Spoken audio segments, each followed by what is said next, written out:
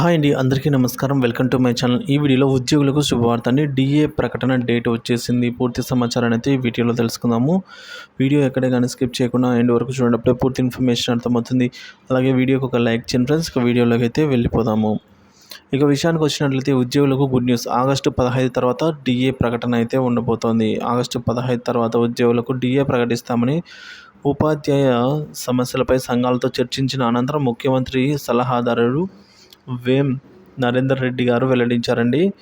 ముఖ్యమంత్రి సలహాదారు నరేందర్ రెడ్డి శుక్రవారం ఉపాధ్యాయ సంఘాలతో చర్చలు జరిపారు. రైతు రుణమాఫీ పూర్తయిన వెంటనే ఆగస్టు 15 తర్వాత ఉపాధ్యాయులకు బకాయిలు ఉన్న డిఏ ప్రకటిస్తామని అయితే వెల్లడించారు. 1, 2 అనేది ముఖ్యమంత్రి నిర్ణయిస్తారన్నారు.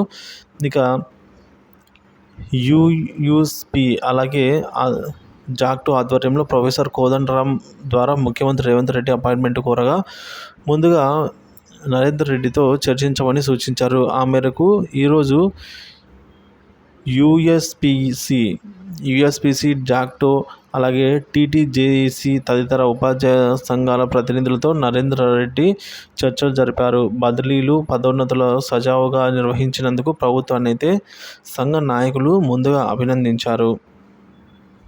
ఇక బదిలీలు, పదోన్నతులలో ఏర్పడిన సమస్యలపై అప్పీల్స్ను సత్వరమే పరిష్కరించాలని కోరగా పరిష్కరించామని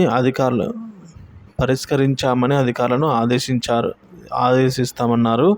గత ప్రభుత్వం ఉపాధ్యాయ సంఘాల నాయకులతో పెట్టిన అక్రమ కేసులను ఎత్తివేయాలని అయితే కోరడం జరిగిందండి. సో అప్పటికప్పుడే డీజీపీకి విషయం చెప్పి ఉపసంహరించమని కోరడం జరిగింది ఆన్ ద స్పాట్లోనే.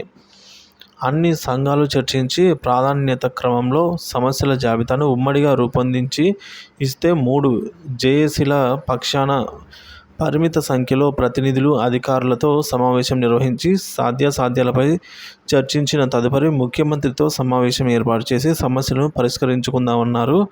త్వరలోనే ముఖ్యమంత్రికి కృతజ్ఞతలు చెప్పడానికి అపాయింట్మెంట్ ఏర్పాటు చేస్తామన్నారు.